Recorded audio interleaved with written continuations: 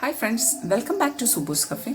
Today I am going to make a restaurant style chicken ghee roast. If you are watching Subhu's Cafe for the first time, please subscribe to my channel and press the bell icon for all updates. The preparation is made using chettinad and spices. I am sure you will love this recipe.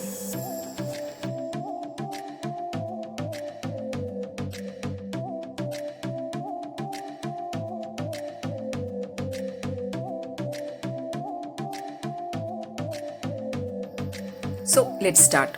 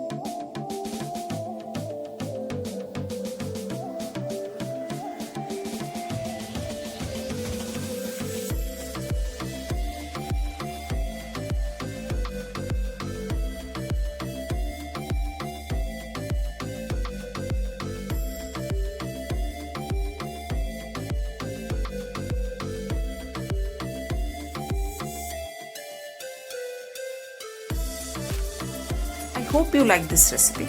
It can be used as a snacks or as a side dish for your meal. So thank you so much for watching Subhu's Cafe, where happiness is homemade.